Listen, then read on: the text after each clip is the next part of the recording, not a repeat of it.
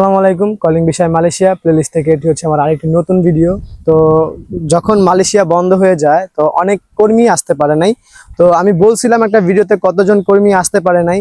তো আজকের ভিডিওতে আমি আলোচনা করব যারা মানে কলিং বন্ধ হয়ে যাওয়ার পর আসতে পারে নাই বা অনেক কাগজপত্র জমা দিছিল, সবকিছু ওকে ছিল, ফ্লাইটও ওকে ছিল, বাট লাস্ট ফ্লাইট বন্ধ হওয়ার পর ওই দিনও ফ্লাইট ছিল, আসতে পারে নাই। তারা কি পরবর্তীতে যখন খুলবে তারা কি তখন আসতে পারবে কিনা, তো এই বিষয়ে ভাবছিলাম একটা ভিডিও দিব। আর তাছাড়া অনেকে বলতেছে, শোনা যাচ্ছে যে 15 আগস্টে একটা কোনো নিয়োগ দিতে পারে। তো এটা নিয়ে শোনা যাচ্ছে যে মালয়েশিয়ার দুয়ার নাকি দ্বিতীয়বারও খুলতে পারে।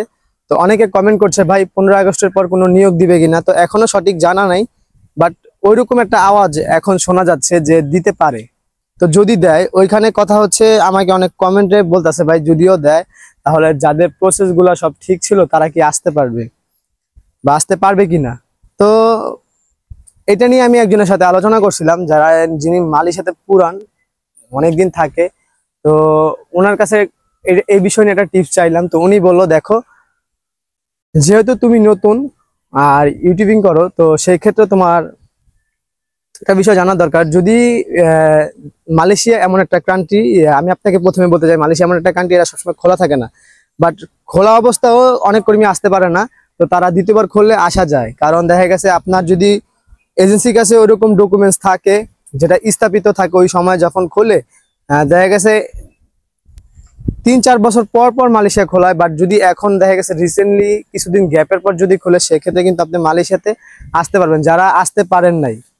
তো উনি আমাকে এই এই টিপসটা দিল যে আসা যায়। আমি বললাম, এটা কি আপনি যেহেতু থাকেন, তো এটা যদি সঠিক হয় তাহলে বলেন, তাহলে আমি নিউজ হিসাবে দিতে পারি। তো উনি বললেন, হ্যাঁ তুমি দিতে পারো। আর উনিও কিছু মানুষের সাথে যোগাযোগ করছে। তো এই বিষয়টা আমি অনেকের সাথে শেয়ার করছি। তো উনি বললো দেওয়া যায়। তার জন্য আমি চিন্তা করলাম এটা ভিডিও আকারে আপনাদের কাছে এই বার্তাটা পৌঁছে দিই, তাহলে দেখা গেছে অনেকটা হেল্প হয়। আর যারা মালয়েশিয়াতে আসবেন তাদেরকে একটা কথা বলি, এখানকার যে নিয়ম কানুন এটা সবাই ফলো করবেন। বাট এখন মালয়েশিয়াতে দেখা গেছে অনেক জায়গায় অনেক কর্মীকে ধরে দেশে পাঠাচ্ছে তাদের কিছু ভুলের কারণে আর তাদের কিছু কাগজপত্র সমস্যার কারণে। তো লিগেলি থাকার চেষ্টা করবেন, কারণ এখন বর্তমানে মালয়েশিয়াতে চলতেছে চিরুনি অভিযান। যেখানে অবৈধ লোক পাচ্ছে সেখানেই দেখা গেছে ধরে বাড়িতে পাঠিয়ে দিচ্ছে। তো যদি কেউ এরকম অবস্থায় না পড়তে চান, তো তাদেরকে বলবো অবশ্যই বৈধ থাকেন। আর অবৈধ হবেন কেন হবেন না, যদি কোম্পানি ভালো না থাকে তাহলে তো অবৈধ হতেই হয়।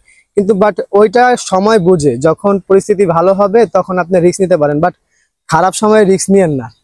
আর শুধু মালয়েশিয়ার না, এটা সব দেশের ক্ষেত্রেই।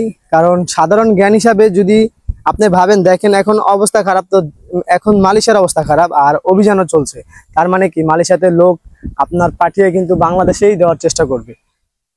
তো এটা একদম বোঝা যায়। আর সবাই বেশি বেশি করে ভিডিওগুলো শেয়ার করবেন আর কমেন্ট করবেন যে কোন বিষয়গুলো আপনাদের জানা দরকার। অনেক কমেন্ট পাই, তো এই কমেন্টের উপরে একটা টাইটেল দিতে চাই, টাইটেল দিব আর কি, দিতে চাই বলতে বলে ভুল হবে। সেই ক্ষেত্রে দেখা গেছে যে আপনারাও কিছু কিছু উত্তর পেলেন আর আমার কাছেও খুবই ভালো লাগলো। আর চ্যানেলটাকে বেশি বেশি শেয়ার করবেন। যারা মালয়েশিয়াতে আসবে বা যারা বাহিরে আসবে, তাদের কিছু ইনফরমেশন জানা থাকে, তারা হয়তো কালেক্ট করতে পারে আমার ভিডিওর দ্বারা। তো ভালো থাকবেন, সুস্থ থাকবেন, দেখা হবে নতুন কোনো ভিডিওতে। তো সবাইকে অসংখ্য অসংখ্য ধন্যবাদ ফুল ভিডিও দেখার জন্য।